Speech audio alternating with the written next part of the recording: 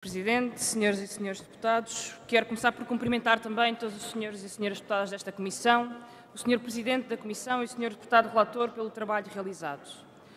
Mas feito isto, queria pedir-vos que me acompanhassem num pequeno exercício. Imaginem que hoje não é dia 8 de maio de 2015, mas dia 8 de maio de 2022.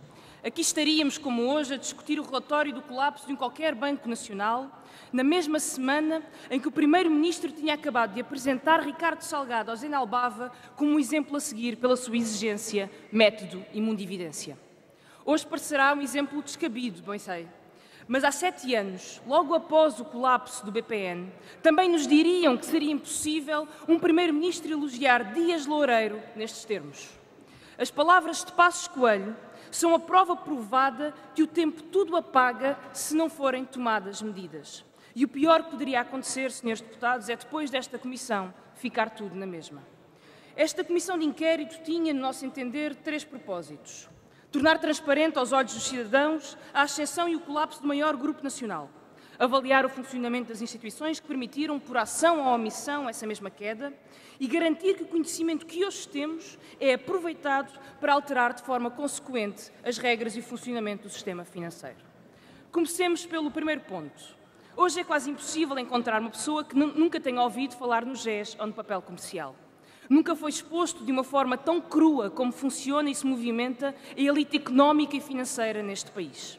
O Império Espírito Santo, elogiado a desafio pela sua visão empresarial, era afinal um gigante com pés de barro. A organização familiar escondia a mediocridade na gestão, assim como a complexidade da sua estrutura mascarava negócios fracassados e adiava a iminente falência. A complexidade e opacidade das estruturas financeiras tornou-se um fim em si mesmo. Esquemas de financiamento cruzado, engenharia fiscal, dinheiros obscuros, políticas de crédito descontroladas, fuga aos supervisores.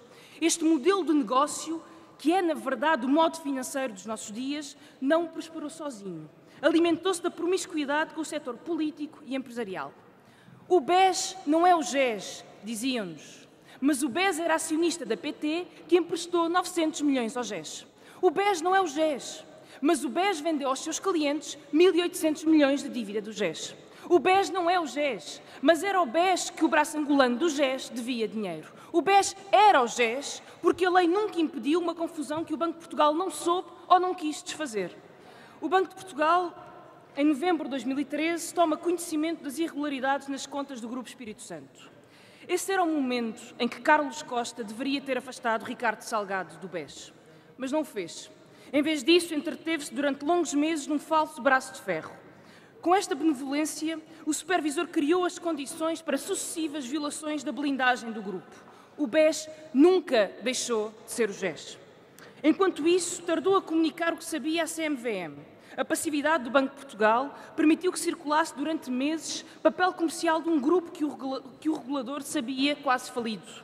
A quando da resolução bancária, o Banco de Portugal voltou a falhar ao dizer aos clientes que a provisão associada a estes títulos tinha transitado do BES para o novo banco. Como se não bastasse, o país assistiu incrédulo ao momento em que um comentador televisivo, especialista aliás em fugas de informação do Conselho de Ministros, anuncia em primeira mão a resolução bancária, solenemente confirmada 24 horas depois pelo governador Carlos Costa. Em todo este processo, o Governo escolheu o Banco de Portugal como escudo e como arma a repetida garantia que desta vez não seríamos chamados a pagar os erros de um grupo privado. É difícil acreditar que o Governo nunca tenha tomado conhecimento ou participado na intervenção do BES. Mas se o que diz é factual, então o alinhamento e o desinteresse face ao destino do maior grupo português é verdadeiramente irresponsável. De uma forma ou de outra vamos pagar, seja pela cota da Caixa Geral de Depósitos no Fundo de Resolução, pelos complexos ativos por imposto diferido, pelo risco de litigância ou pela hipótese da banca privada não assumir o potencial prejuízo com a venda de novo banco. Pagaremos, como aliás pagamos sempre. Nos últimos 7 anos, vamos em 6 escândalos financeiros, resolvidos sempre com a intervenção direta ou indireta de dinheiros públicos.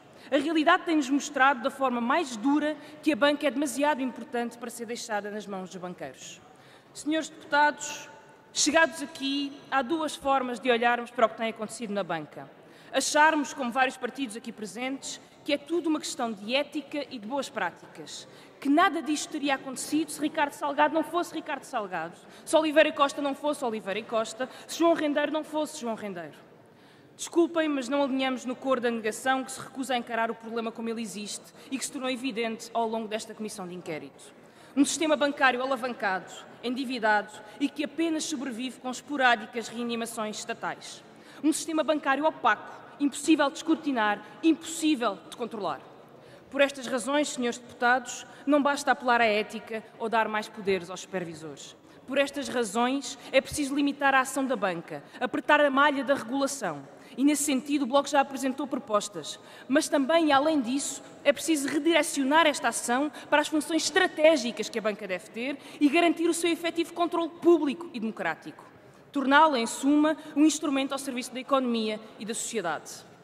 Mas para que este objetivo possa ser cumprido, para que a banca possa de facto cumprir o seu propósito, senhoras e senhores deputados, não basta dizer que não a um salgado qualquer caído em desgraça. É preciso mesmo perder o medo de todos os donos disto tudo. Muito obrigada.